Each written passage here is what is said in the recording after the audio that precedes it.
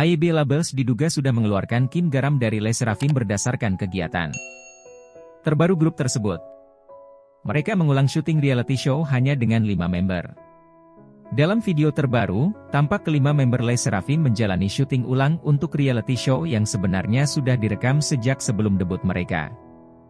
Hal ini membuat banyak orang yakin bahwa Kim Garam, yang diumumkan hiatus karena terlibat skandal bullying di sekolah, sebenarnya sudah dikeluarkan dari grup oleh HYB. Menurut netizen, jika agensi belum mengeluarkan Kim Garam, LE SSERAFIM akan melanjutkan syuting dengan 6 member. Syuting ulang tidak akan dilakukan karena akan menghabiskan banyak uang. Tim editing juga bekerja keras menghapus banyak bagiannya. Selain itu, karyawan mereka juga tidak punya banyak waktu luang untuk merekam ulang jika tidak ada perubahan besar yang terjadi.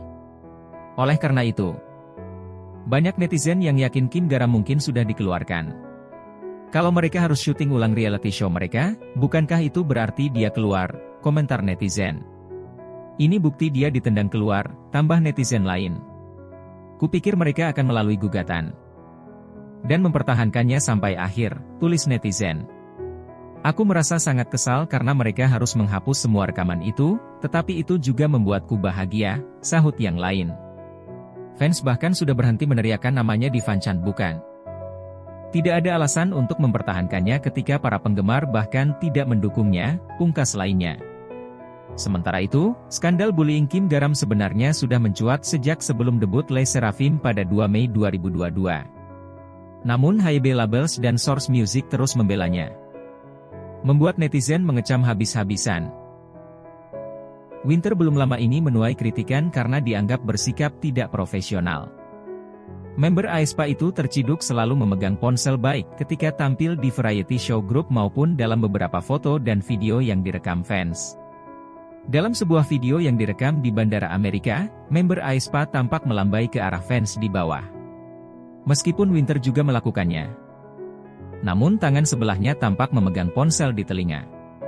Winter juga lebih dulu menyingkir dengan masih fokus pada ponselnya. Berikutnya adalah ketika Winter pergi membeli makanan ringan dengan Ningning. Winter memesan Sundai namun dalam perjalanan di dalam mobil terlihat hanya Karina yang memakannya. Sedangkan Winter tetap fokus pada ponselnya.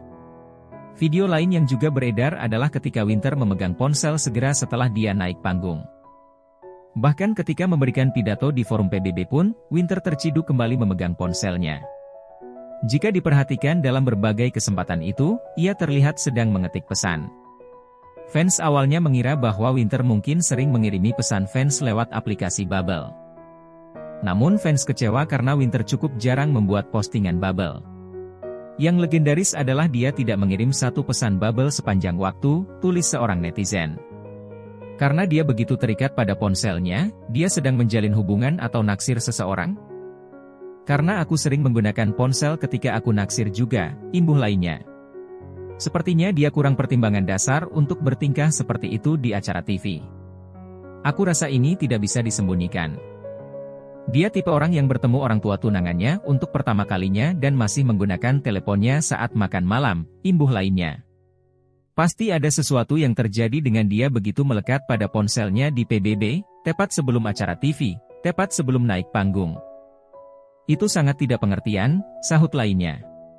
Aku tidak peduli jika dia berkencan tapi ada apa dengan sikapnya terus-menerus mengetik di ponselnya di tengah syuting acara TV, pungkas netizen lainnya. Asia Tenggara menjadi salah satu basis penggemar K-pop terbesar di dunia. Baru-baru ini rasio fans BTS, Bangtan Boys, Blackpink dan Twice dari bagian benua Asia tersebut menjadi perdebatan di kalangan netizen.